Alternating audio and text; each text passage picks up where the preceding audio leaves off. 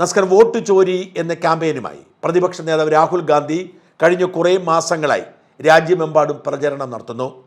ബീഹാറിലെ തെരഞ്ഞെടുപ്പ് തുടങ്ങുന്നതിന് തൊട്ടു മുമ്പ് രാഹുൽ ഗാന്ധി മറ്റൊരു വോട്ട് ചോരി ആരോപണവുമായി രംഗത്ത് വന്നപ്പോൾ തെരഞ്ഞെടുപ്പ് കമ്മീഷനും BJPയും കേന്ദ്ര സർക്കാരും ഒരേപോലെ പ്രതിരോധിക്കുന്നു. അവർ പറയുന്നു, ബീഹാറിൽ ഉണ്ടാകാൻ പോകുന്ന തോൽവി നേരത്തെ തന്നെ സമ്മതിക്കുന്നതിന് സൂചനയാണ് രാഹുലിന്റെ പത്രസമ്മേളനവും ആരോപണവുമെന്ന്.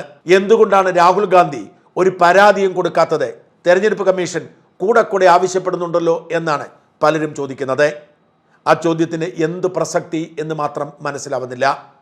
തെരഞ്ഞെടുപ്പ് കമ്മീഷന്റെ വിശ്വാസ്യതയെ ആര് ചോദ്യം ചെയ്താലും പരാതിക്ക് വേണ്ടി കാത്തു നിൽക്കാതെ സ്വമേധയാ കേസെടുക്കാനും അന്വേഷിക്കാനുള്ള ബാധ്യതയിൽ നിന്ന് എന്തുകൊണ്ട് തെരഞ്ഞെടുപ്പ് കമ്മീഷൻ ഒഴിഞ്ഞു മാറുന്നു എന്നതാണ് പ്രസക്തമായ ചോദ്യം.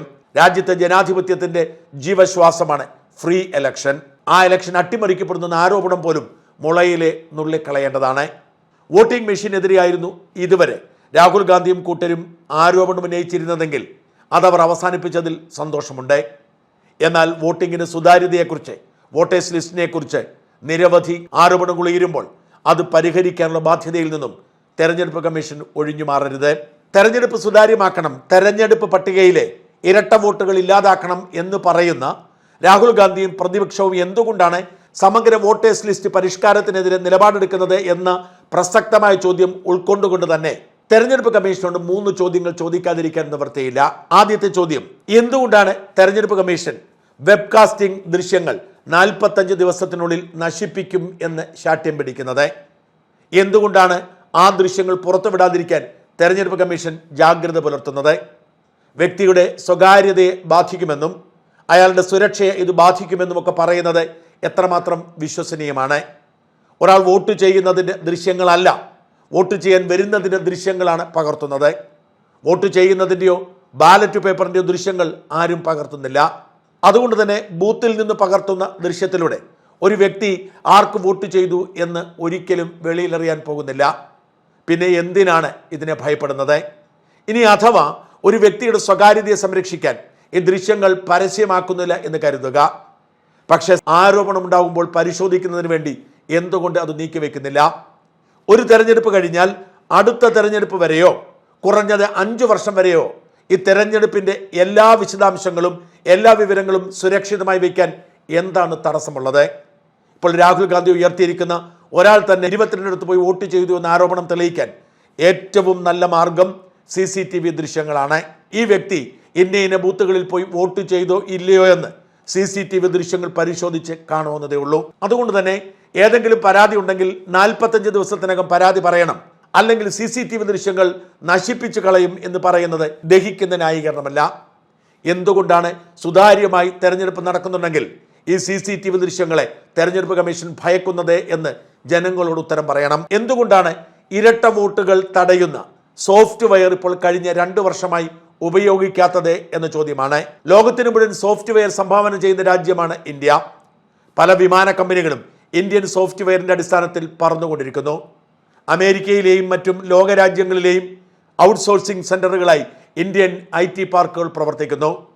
അങ്ങനെ ലോകത്തിന് മുഴുവൻ സോഫ്റ്റ്വെയർ കൊടുക്കുന്ന IT മേഖലയിൽ മുമ്പിൽ നിൽക്കുന്ന ഇന്ത്യക്ക് ഒരു തെരഞ്ഞെടുപ്പിലെ ഇരട്ട വോട്ട് കണ്ടെത്താനുള്ള സോഫ്റ്റ്വെയർ ഉണ്ടാക്കാനോ പരിപാലിക്കാനോ കഴിയുന്നില്ല എന്ന് പറയുന്നത് ഖേദകരമാണ്. 2023 വരെ അത് ഉപയോഗിച്ചിരുന്നെന്നും കഴിഞ്ഞ 2 വർഷമായി ഈ സോഫ്റ്റ്വെയർ ഉപയോഗിക്കുന്നില്ല എന്നുമാണ് റിപ്പോർട്ടുകൾ.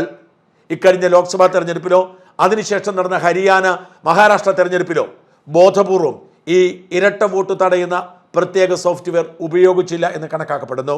2023 തെരഞ്ഞെടുപ്പ് കമ്മീഷൻ പുറത്തുവിട്ട കണക്കനുസരിച്ച് ഏതാണ്ട് 3 കോടിയോളം ഇരട്ട വോട്ടുകൾ നീക്കം ചെയ്തു എന്ന് പറയുന്നുണ്ട്.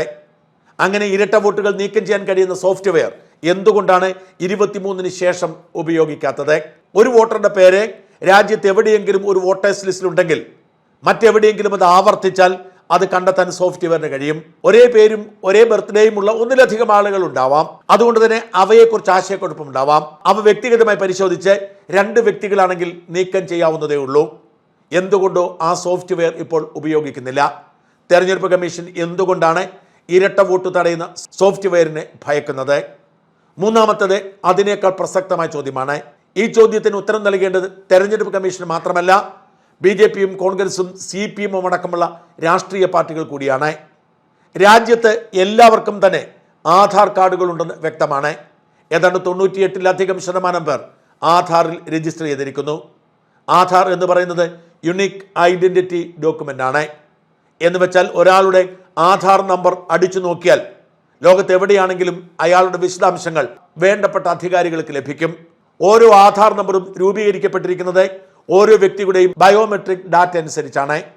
ഒരാളുടെ ബയോമെട്രിക് ഡാറ്റ മറ്റൊരാളുടേതുമായി മാച്ച് ചെയ്യുകയില്ല. അതുകൊണ്ട് തന്നെ ആധാർ കാർഡ് ഏറ്റവും ആധികാരികമായ രേഖയായി ഉപയോഗിക്കപ്പെടുന്നു.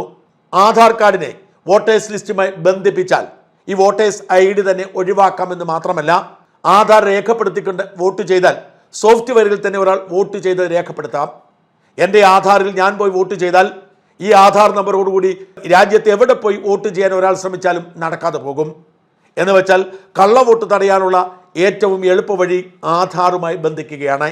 എന്തുകൊണ്ടാണ് ആധാറുമായി ബന്ധിപ്പിക്കാൻ തെരഞ്ഞെടുപ്പ് കമ്മീഷൻ ഭയപ്പെടുന്നത്? എന്തുകൊണ്ടാണ് ആധാറുമായി ബന്ധിപ്പിക്കണമെന്ന് BJPയും കോൺഗ്രസും CPMും അടക്കമുള്ള രാഷ്ട്രീയ പാർട്ടികൾ ആവശ്യപ്പെടാത്തത്? കള്ളവോട്ടുകൾ തടയാൻ, ഇരട്ട വോട്ടുകൾ തടയാൻ ഏറ്റവും സുരക്ഷിതമായ വഴി ആധാറായിരിക്കവേ എന്തുകൊണ്ടാണ് എല്ലാവരും അതേക്കുറിച്ച് മൗനം പാലിക്കുന്നത്? ലോകത്ത് ഏറ്റവും അധികം സുരക്ഷ വേണ്ട വിമാനയാത്രയ്ക്ക് പോലും ആധാർ മാത്രം മതിയാവും.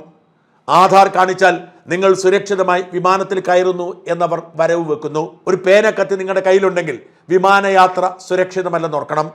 ആ വിമാനയാത്രയ്ക്കാണ് ആധാറിനെ മാനദണ്ഡമായി എടുക്കുന്നത്. അങ്ങനെയുള്ള ഈ രാജ്യത്ത് എന്തുകൊണ്ടാണ് തെരഞ്ഞെടുപ്പ് കമ്മീഷനും രാഷ്ട്രീയ പാർട്ടികളും ആധാറിനെ ഭയപ്പെടുന്നത്? ഇവിടുത്തെ അട്ടിമറി ഇല്ലാതാക്കാനുള്ള ഏറ്റവും എളുപ്പവഴി വോട്ടേഴ്സ് ലിസ്റ്റിനെ ആധാറുമായി ബന്ധിപ്പിക്കുകയാണ്.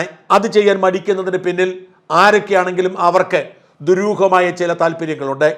ജനാധിപത്യം സംരക്ഷിക്കാൻ നിർബന്ധമായും ഇരട്ട വോട്ടുകൾ തടയണം.